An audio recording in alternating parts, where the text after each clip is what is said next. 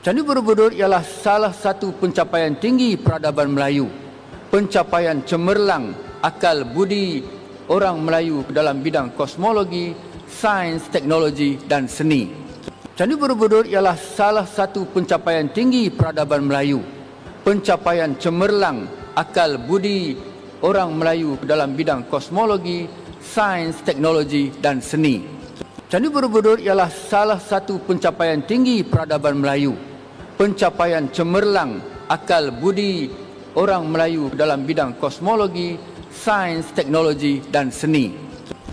Saya akan berbicara 5 kosakata yang tertera di dalam Kamus Melayu Malaysia. Ada kosakata yang mempunyai ejaan yang sama, tertulis sebagai kosakata pinjaman Indonesia Belanda, namun mempunyai arti yang berbeda antara Kamus Melayu Malaysia dan Kamus Besar Bahasa Indonesia. Ada kosakata pinjaman bahasa Jawa dan ada kosakata pinjaman bahasa Indonesia, namun di dalam Kamus Besar Bahasa Indonesia kosakata tersebut tidak ada. Ada juga kosakata yang khas banget bahasa Indonesia dan ternyata ada di dalam Kamus Melayu Malaysia. Pertanyaan mendasar yang selalu saya ajukan adalah, apakah kosakata itu dikenal dan digunakan di Malaysia? Halo, apa kabar semuanya teman-teman? Semoga kita semua dalam keadaan sehat walafiat. Amin ya robbal alamin. Selamat datang di kanal ini, kanal yang banyak berbicara tentang perbandingan kosakata berdasarkan Kamus Besar Bahasa Indonesia dan Kamus Melayu Malaysia terbitan Dewan Bahasa dan Pustaka. Kanal ini juga berbicara pernak-pernik dan informasi tentang Malaysia. Semoga informasi tersebut berguna untuk netizen Indonesia. Ketika saya berbicara tentang kosakata yang berkaitan dengan jenis kereta kuda yang ada di Indonesia, seperti dokar, delman, bendi, kosakata yang berkaitan dengan jenis kereta kuda itu juga terdapat di dalam Kamus Melayu Malaysia. Apakah pada zaman dulu di Malaysia ada banyak kereta kuda? Saya tidak yakin. Apakah saat ini di Malaysia banyak kereta kuda seperti delman, bendi, dokar, andong? Kalau dulu aja tidak ada, apalagi sekarang.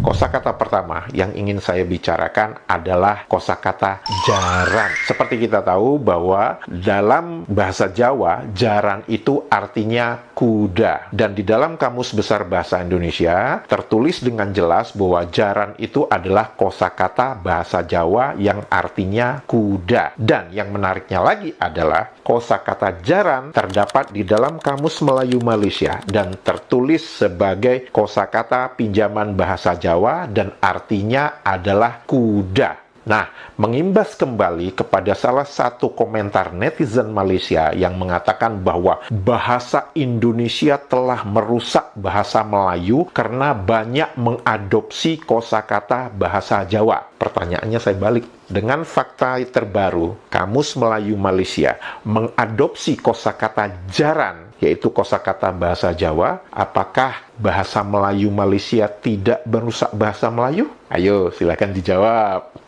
Kosakata kedua adalah juru pustaka. Tertera di dalam Kamus Melayu Malaysia sebagai kosakata pinjaman bahasa Indonesia. Orang yang memimpin serta mengurus perpustakaan atau disebut juga pustakawan. Apakah kosakata juru pustaka ada di dalam Kamus Besar Bahasa Indonesia? Karena di dalam Kamus Melayu Malaysia kan tertulis itu sebagai kosakata pinjaman bahasa Indonesia. Mari kita lihat. Teman-teman bisa melihat bahwa tidak ada kosakata juru pustaka di dalam Kamus Besar Bahasa Indonesia. Yang ada adalah pustakawan. Orang yang bekerja dalam bidang perpustakaan atau disebut juga ahli perpustakaan. Pertanyaannya, bagaimana bisa tim penyusun Kamus Melayu Malaysia menyebutkan kosakata juru pustaka sebagai kosakata pinjaman dari Indonesia, tetapi ternyata kosakata juru pustaka itu tidak ada di dalam Kamus Besar Bahasa Indonesia? Dari mana datangnya kosakata juru pustaka itu sebagai kosakata pinjaman bahasa Indonesia? Dari awang-awang lagi. Untuk kesekian kalinya saya katakan bahwa kualitas dan integritas Kamus Melayu Malaysia ini sangat layak untuk dipertanyakan. Kosakata berikutnya adalah jelantah. Menurut Kamus Melayu Malaysia, jelantah itu adalah minyak kelapa yang sudah dipakai untuk menggoreng. Jadi, kalau secara logika, kalau minyak gorengnya bukan berbasis kelapa, misalkan berbasis jagung, maka Kamus Melayu Malaysia harus mempunyai kosakata yang berbeda. Karena jelantah itu menyatakan minyak kelapa. Kalau misalkan minyak jagung, maka harus ada kosakata lain yang mendefinisikan minyak jagung yang telah dipakai untuk menggoreng. Setuju? Apa definisi jelantah menurut Kamus Besar Bahasa Indonesia? Minyak goreng sisa. Tidak disebutkan minyak goreng berasal dari kelapa atau minyak goreng berasal dari jagung. Bekas dipakai untuk menggoreng. Itu saja. Itu adalah definisi satu-satunya tentang kosakata jelantah di dalam Kamus Besar Bahasa Indonesia. Apakah ada definisi yang lain dari kosakata jelantah di dalam Kamus Melayu Malaysia? Ini yang menarik, teman-teman. Dan ini sesuai dengan judul dari thumbnail atau cover yang saya tulis di video ini. Di dalam Kamus Melayu Malaysia, kosakata jelantah juga mempunyai arti sebagai nasi setengah masak. Apa? Jelantah diartikan sebagai nasi setengah masak. Oh my God.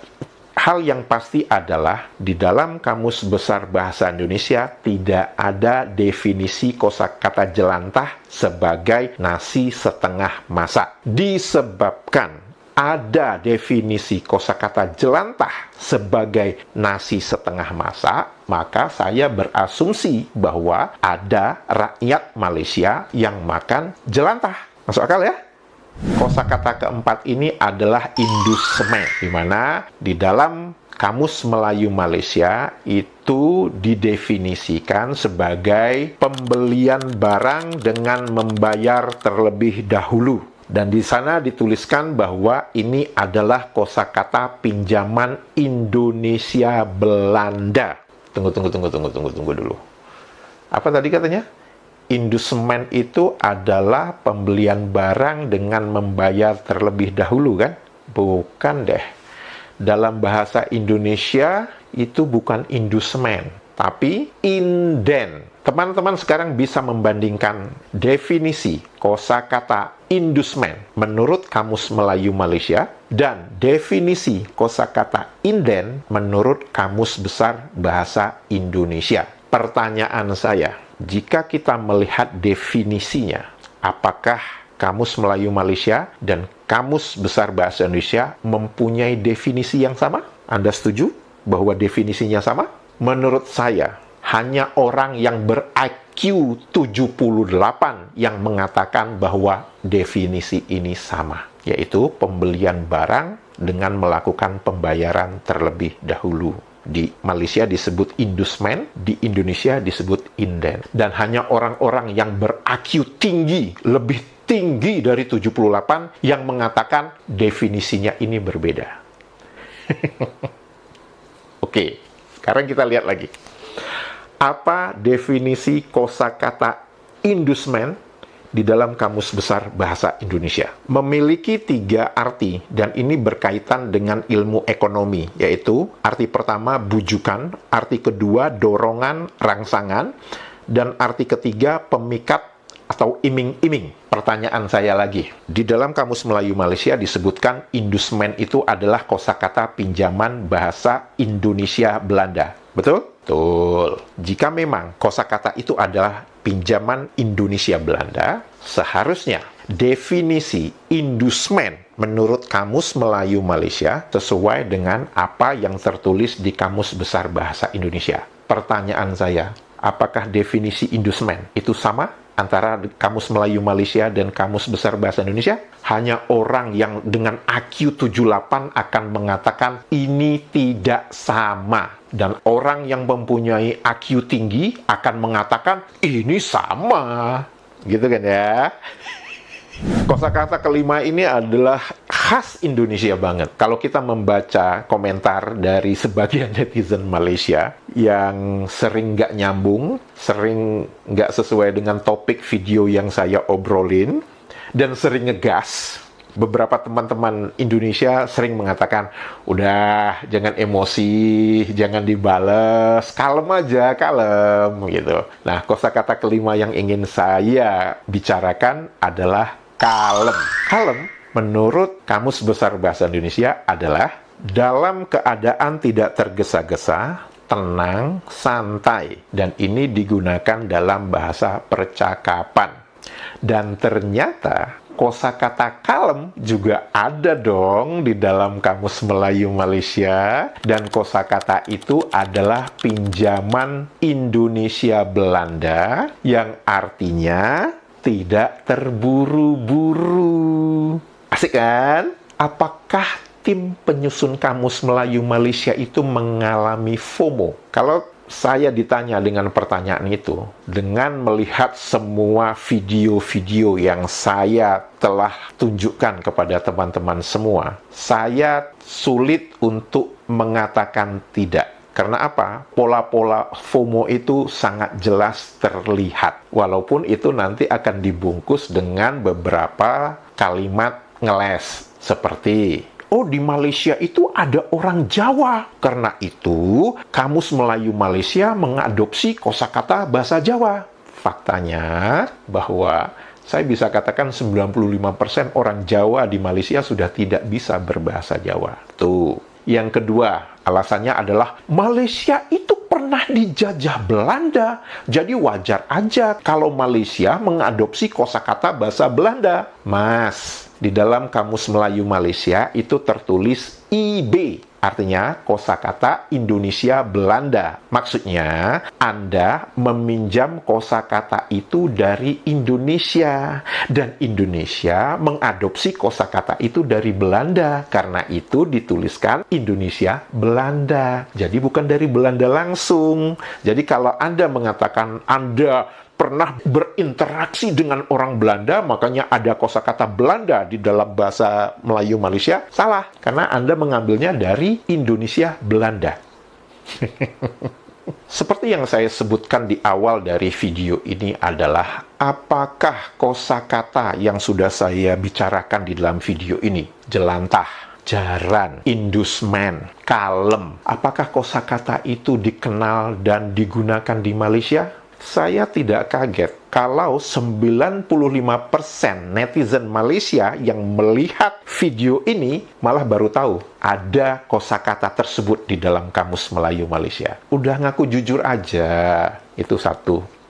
Yang kedua, jika memang pernyataan netizen Malaysia ini mengatakan bahwa 95% kosakata pinjaman dari Indonesia, Belanda, Jawa, dan lain sebagainya itu tidak laku, tidak digunakan di Malaysia, pertanyaan saya, kenapa kosakata itu masih terpampang, masih terdaftar di dalam Kamus Melayu Malaysia, supaya jumlah kosakatanya banyak. Saya yakin teman-teman yang lahir tahun 70-an atau awal 80-an pasti pernah mendengar lagu yang berjudul Benci Tapi Rindu yang dinyanyikan oleh Diana Nasution. Kondisi benci tapi rindu ini yang terjadi sekarang dengan Malaysia, khususnya kalau kita bicara tentang kosakata yang ada di dalam Kamus Melayu Malaysia. Kenapa? Dari segi bahasa, ya, untuk projek pembinaan monumen tersebut, bahasa itu pastilah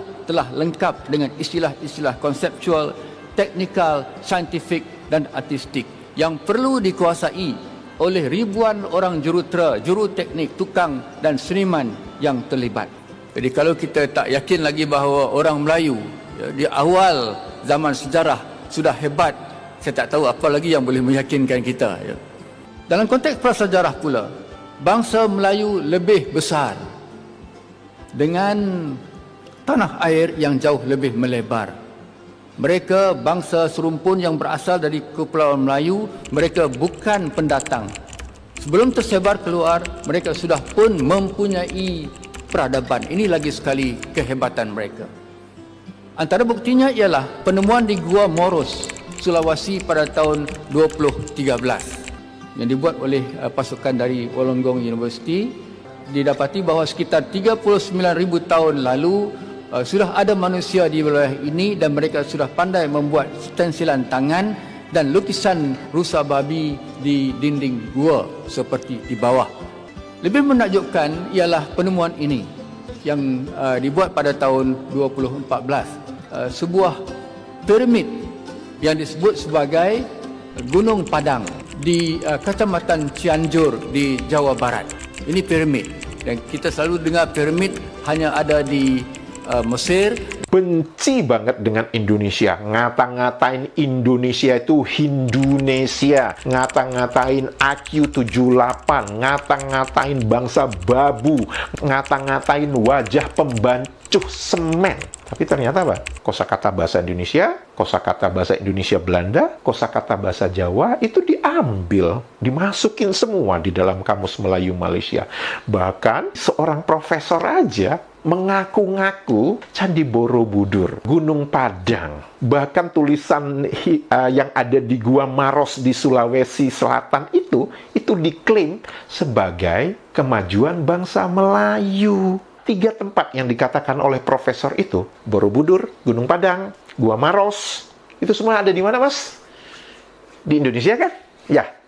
Kenapa nggak mengakui aja bahwa itu adalah budaya yang ada di Indonesia? Kenapa harus mengatakan kemajuan bangsa Melayu? Kepada teman-teman yang ingin melihat perbedaan definisi kosakata jitak antara Kamus Besar Bahasa Indonesia dan Kamus Melayu Malaysia, teman-teman bisa mengklik tautan yang di sebelah kanan saya. Dan jika teman-teman menganggap video ini sangat bermanfaat, jangan lupa memberikan jempolnya dan subscribe kanal ini. Dan untuk itu saya mengucapkan terima kasih banyak. Sehat walafiat selalu.